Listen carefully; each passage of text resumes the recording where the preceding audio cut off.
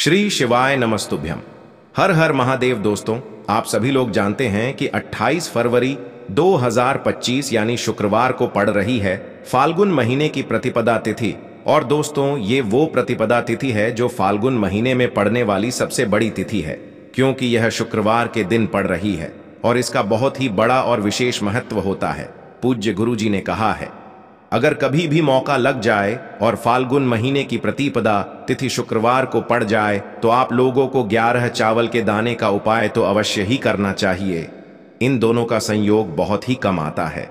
और दोस्तों, पूज्य गुरुजी ने अपनी शिव महापुराण की कथा में बताया है, इस दिन आपको 11 चावल दाने वाला उपाय तो अवश्य ही करना चाहिए, क्योंकि ऐसा दिन पूरे साल में सिर्फ एक ही बार आता है। और दोस्तों, आप सभी लोग जानते हो कि शुक्रवार का अगर सबसे बड़ा कोई उपाय है तो वो 11 चावल के दाने वाला उपाय है। तो दोस्तों, इस शुक्रवार के दिन आप लोगों को इस 11 चावल दाने वाले उपाय को जरूर करना है। बहुत सारे लोग होंगे जिन लोगों ने इस उपाय को न किया हो, मतलब पूरा साल निकल गया और उन्होंने किसी भी दिन इस 11 चावल दाने वाले उपाय को न किया हो। पर दोस्तों, आपके पास एक आखिरी मौका बचा हुआ है जो कि 28 फरवरी के दिन है। तो इस दिन आप लोगों को इस वाले उपाय को जरूर कर लेना है। भले ही आपने पूरे साल भर इस उपाय को ना किया हो, पर अगर आपने इस फाल्गुन महीने के शुक्रवार के दिन अगर इस वाले उपाय को कर लिया तो आपको इस उपाय को करने का वो फल मिलेगा जिसकी आपने कभी कल्पना भी नहीं करी होगी। इसीलिए आप लोग इस वाले उपाय को एक बार जरूर कर लेना, ताकि आप लोगों के हाथ से यह मौका ना जा सके और आपको इस उपाय को करने का फल मिल सके।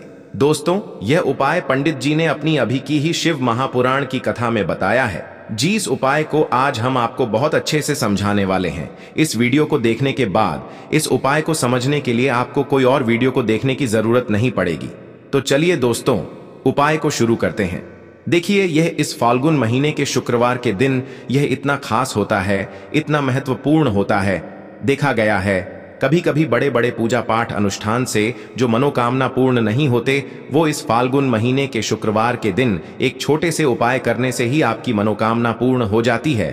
और बहुत सारे लोगों ने इस उपाय को किया भी है और उनको इस उपाय को करने का फल भी जरूर मिला है। अगर आप लोग भी इस उपाय को शुक्रवार के दिन करना चाहते हैं तो आप इस उपाय को पहले अच्छे से समझ लेना, सुन लेना, उसके बाद करना। आपको इस उपाय का फल जरूर मिलेगा। और इस उपाय को कर लेने से आपके घर में चाहे किसी भी प्रकार की दुख और समस्या क्यों ना चल रही हो, आपको उसका कारण भी नहीं पता है कि भाई यह समस्या किस कारण से चल रही है। उसका कुछ भी कारण हो सकता है, जैसे पितृदोष हो सकता है या किसी भी तरह का मंगल दोष भी हो सकता है। तो इस दिन आप लोगों को यह वाला उपाय कर लेना है। ये एक ऐसा उपाय है जिस उपाय को अगर किसी विशेष दिन पर किया जाए तो भाई उस विशेष दिन का जो है वह तो हमें मिलता ही मिलता है, पर हमने उस दिन पर इस उपाय को किया है तो हमें उससे भी बड़ा फल मिलता है। और फल बहुत जल्दी मिलता है क्योंकि आप इस उपाय को बहुत ही बड़े और विशेष दिन पर कर रहे हो। तो चलिए अब उपाय के बारे में बात करते हैं, लेकिन उससे पहले आप लोगों को यह जानना आवश्यक है कि आखिर यह उपाय किस समय करना है, किसको करना है और कैसे करना है। तो चलिए हम आगे आपको वीडियो में एक एक करके बता देते हैं। लेकिन उससे पहले अगर आप लोग हमारे चैनल पर नए हैं तो हमारे चैनल को सब्सक्राइब कर लेना और इस वीडियो को लाइक करके कमेंट बॉक्स में श्री शिवाय नमस्तुभ्यम ओम नमः शिवाय जरूर टाइप कर देना। और अपने फायदे के लिए, गरीबी दूर करने के लिए इस वीडियो को पूरा देखकर जाना, तभी आपको लाभ की प्राप्ति होगी। यदि आज आपने वीडियो को बीच बीच में से देखा, काट काट कर देखा, तो आपको जीवन में कभी सफलता हासिल भी नहीं होगी। तो दोस्तों, इस 11 चावल के दाने वाले उपाय को हमें इस शुक्रवार के दिन कैसे करना है, किसको करना है, किस समय करना है और कहां पर करना है, ये सारे सवालों के जवाब आपको इस वीडियो में मिल जाएंगे। और जो ये वीडियो देखेगा भाई, उसको 11 चावल के दाने वाला उपाय जरूर करना चाहिए, क्योंकि इस दिन एक चावल के दाने का भी बहुत ही बड़ा और विशेष महत्व होता है। और जब बात आ जाए 11 चावल के दाने की, तो ये सोने पे सुहागा वाली बात हो जाती है और ये एक बहुत ही बड़ा उपाय हो जाता है इस शुक्रवार प्रतिपदा का। तो अब दोस्तों, इस 11 चावल के दाने वाले उपाय को आखिर करना किसको है, सबसे पहले हम लोग वो बात जान लेते हैं।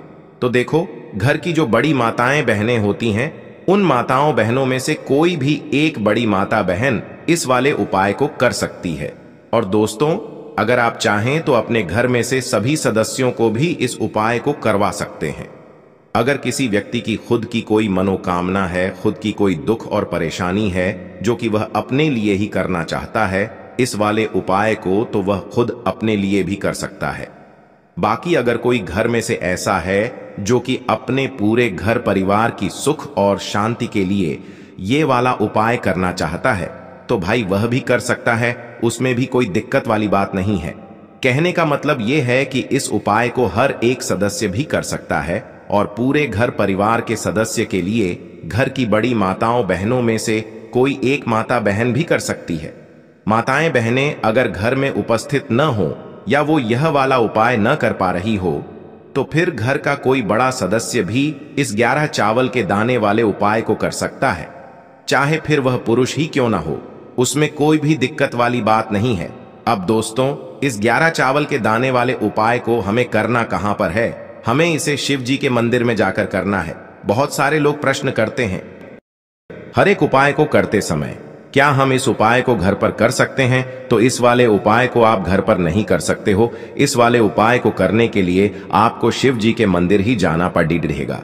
उसके बाद में दोस्तों जो अगला प्रश्न निकल कर आता है वो यह आता है इस उपाय को लेकर कि आखिर इस उपाय को हमें किस समय करना है, सुबह के समय करना है कि शाम के समय करना है? तो देखो, इस वाले उपाय को आप लोग सुबह के समय भी कर सकते हो और शाम के समय प्रदोष काल में भी कर सकते हो। अब अगर आप पूछो कि भाई सबसे उत्तम समय कौन सा रहेगा इस 11 चावल के दाने वाले उपाय को करने का, तो हम आपसे बस यही कहेंगे कि इस उपाय को आप सुबह के समय करेंगे तो ज्यादा बेहतर होगा।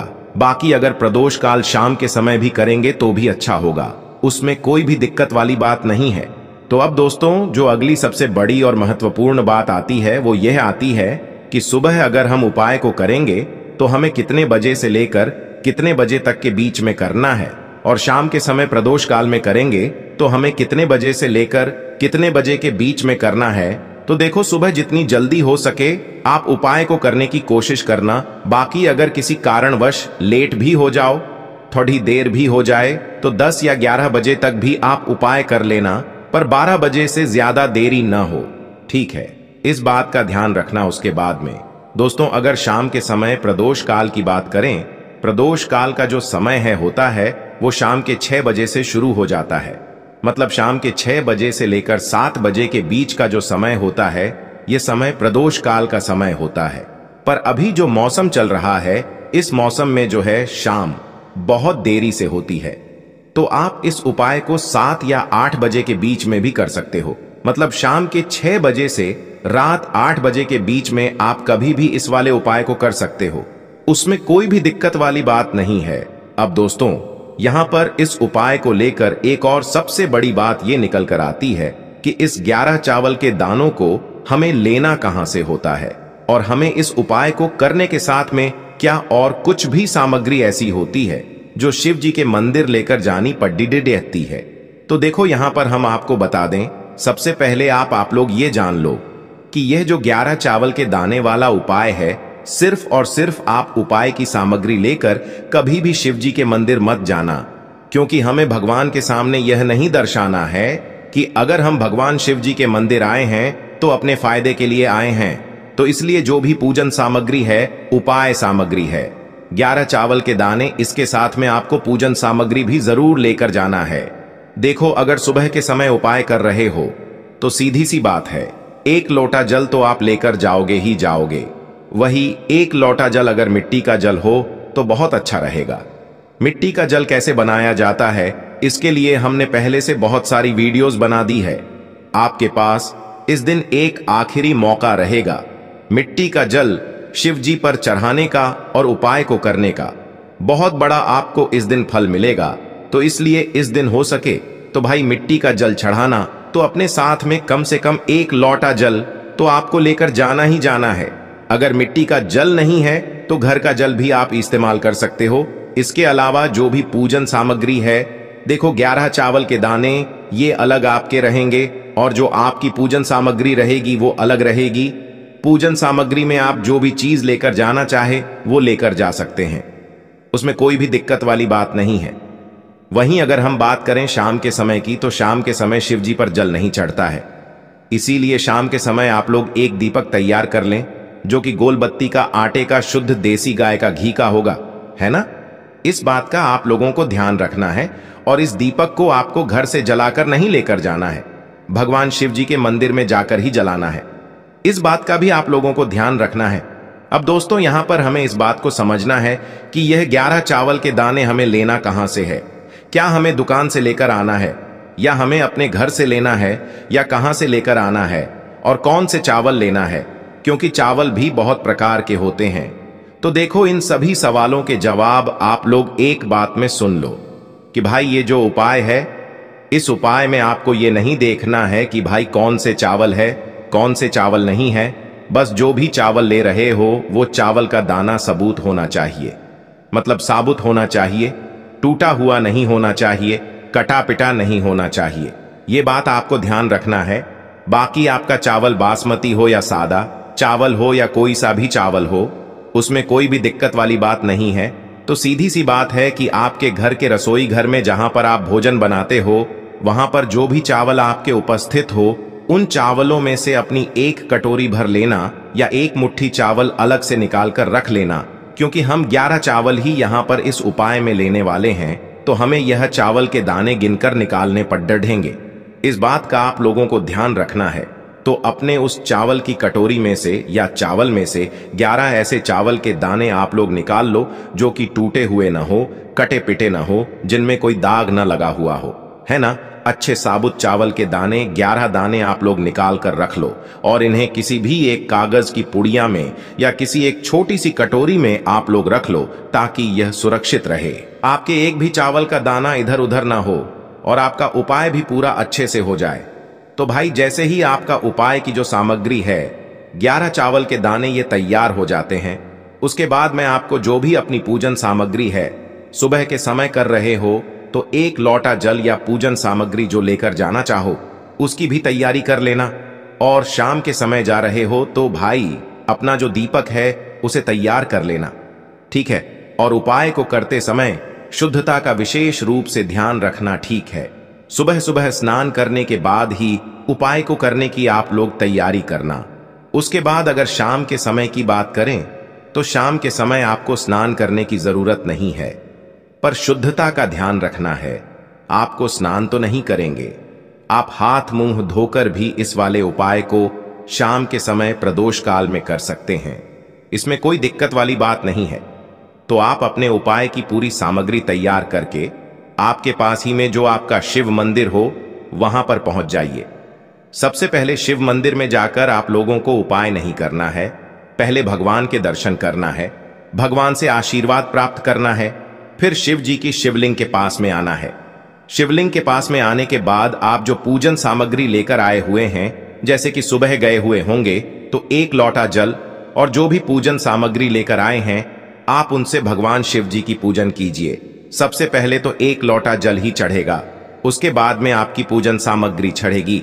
उसके बाद में अगर दोस्तों शाम के समय अगर आप इस उपाय को कर रहे हो तो अपने साथ में कम से कम एक जो दीपक है गोल बाती का जो आप अपने साथ में लेकर गए हो, उस दीपक को मंदिर में जाकर अपनी माचिस से जलाना है और उस दीपक को शिवलिंग के पास में रखना है, ठीक है। इस दीपक को रखने के बाद ही आप लोगों को अपना ये वाला उपाय शुरू करना है। और दीपक को ज्यादा पास में मत रखना, वैसे भी गर्मी पड़ रही है, भगवान शिव जी को आंच नहीं लगनी चाहिए, है ना। तो भाई जैसे ही आपकी पूजा अर्चना हो जाती है, आप भगवान शिव जी को प्रसन्न कर लेते हैं। उसके बाद में शिवलिंग के पास ही में आप कहीं पर बैठ जाइए, सामने या आसपास जिस जगह पर आपको बैठना हो वहां पर बैठ जाइए और अपने वह 11 चावल के दाने अपने सामने निकाल कर रख लीजिए, क्योंकि अब यहाँ पर उपाय को यहाँ पर करने की आपको तैयारी करना है। और इस तरीके से जब आप उपाय करेंगे, पूजन सामग्री करने के बाद, पूजन अर्चना करने के बाद, तो आपको उपाय का फल बहुत जल्दी और बहुत बढ़ा होकर मिलेगा। तो अपने 11 चावल के दाने अपने सामने निकाल कर रख लेना। और यह जो उपाय है यह आपकी सीधे हाथ की हथेली से होगा, इसलिए इस बात का भी विशेष रूप से ध्यान रखना है। तो सीधे हाथ की हथेली का प्रयोग करके ही आप लोग अपना इस वाले उपाय को करना। अपने सामने जो भी आपकी कागज की पुड्डियां है उसको खोल कर रख लो, या कटोरी है तो भाई उसे अपने सामने रख लो और अपने वह 11 चावल के दाने निकाल लो, ठीक है। उसके बाद में दोस्तों अब आपको क्या करना है कि शिवलिंग आपके सामने होगी, तो आपने वह 11 चावल के दाने एक एक करके आपको शिव जी के शिवलिंग के ऊपर चढ़ाना है। कहां पर चढ़ाना है? शिवलिंग के ऊपर चढ़ाना है और कहीं पर भी नहीं चढ़ाना है। आपको अपने हथेली से तो शिवलिंग के ऊपर चढ़ना है, भले ही फिर वो अपने आप जलाधारी पर गिर जाए या मतलब वहीं पर गिर जाए, उसमें कोई दिक्कत वाली बात नहीं है, पर आप चढ़ाओ शिवलिंग के ऊपर ही। तो आपको क्या करना है? अपना पहला चावल का दाना उठाना है, श्री शिवाय नमस्तुभ्यम बोलना है और शिवलिंग पर चढ़ा देना है। इसी तरीके से दूसरा चावल का दाना उठा है, शिवलिंग पर चढ़ाना है और मंत्र बोल देना है। और फिर तीसरा चावल का दाना उठाना है, श्री शिवाय नमस्तुभ्यम बोलना है और चढ़ा देना है। इसी प्रकार से आपको पूरे 11 चावल के दाने एक एक करके शिव जी के शिवलिंग के ऊपर चढ़ाना है और भगवान से प्रार्थना करते जाना है। मतलब प्रार्थना तो आपको आखिरी में करना है, पर हर एक चावल के दाने को चढ़ाते समय श्री शिवाय नमस्तुभ्यम जरूर बोलना है। उसके बाद ही में यह चावल का दाना शिवलिंग के ऊपर आपको चढ़ाना है। जैसे ही आपके 11 चावल के दाने शिवलिंग के ऊपर चढ़ जाते हैं, तो भाई उसके बाद में आपको क्या करना है? भगवान से अपनी मनोकामना बोलना है। मनोकामना भी कब बोलना है? जब आपका 11 चावल का दाना आपके सीधे हाथ की हथेली में हो और आप उसे चढ़ाने के लिए जा रहे हो। श्री शिवाय नमस्तुभ्यम बोलकर उस आखिरी चावल के दाने को शिवलिंग के ऊपर चढ़ा देना और भगवान से फिर अपनी वह मनोकामना बोल देना, जिस मनोकामना के लिए आप लोग अपना यह वाला उपाय कर रहे हो। जिस भी दुख और परेशानी के लिए आप लोग अपना यह वाला उपाय कर रहे हो, उसके बाद में जैसे ही आप अपनी मनोकामना बोल देते हो, आपका यह वाला उपाय पूरा हो जाता है। पर दोस्तों, उपाय को करने के बाद आप लोगों को 2 मिनट भगवान शिव जी के मंत्र का जाप जरूर करना है और मंत्र का जाप करने के बाद भगवान से एक और बार प्रार्थना करना है अपनी मनोकामना के लिए या अपनी जो भी दुख और परेशानी है उसके लिए। इसके बाद में आप लोग भगवान को देखकर भगवान से प्रार्थना करके उनसे आशीर्वाद लेकर वहां से उठ सकते हैं और अपने घर पर जा सकते हैं। बस दोस्तों, यहां पर यह वाला उपाय पूरा हो जाता है।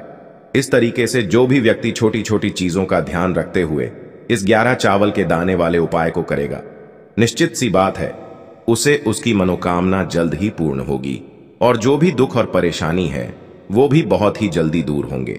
और दोस्तों, अगर आपको हमारी ये वीडियो पसंद आई हो तो हमारे इस वीडियो को लाइक और चैनल को सब्सक्राइब जरूर करें। हर हर महादेव, ओम नमः शिवाय। देखो, इस उपाय के लिए आपको लेना है एक गोल बाती का दीपक। आप चाहें तो मिट्टी का ले सकते हैं या फिर घर से शुद्ध आटा मढ़कर उसका दीपक आप तैयार कर सकते हैं। इसके बाद आपको लेना है शुद्ध गाय का घी। अगर वो नहीं है तो कोई भी देसी घी इस्तेमाल कर सकते हैं, जिससे आपको दीपक प्रज्वलित करना है। देखो, अब ये सब सामग्री लेकर आपको जाना है प्रदोष काल में आपके घर पर तुलसी जी के घेरे के पास में। देखो, ये उपाय तो आपको अवश्य करना है। देखो, वहां पहुंचकर सबसे पहले वो दीपक आपको प्रज्वलित कर देना है और ओम नमो भगवते वासुदेवाय नमः का 11 बार जाप करना है। उसके बाद आपको अपने सीधे हाथ में थोड़ी हल्दी लेकर उस दीपक में अपना नाम और गोत्र बोलते हुए डाल देना है। उसके बाद माता लक्ष्मी से आपको प्रार्थना करना है कि हे महालक्ष्मी, हमारी सभी दुख तकलीफों को दूर करो।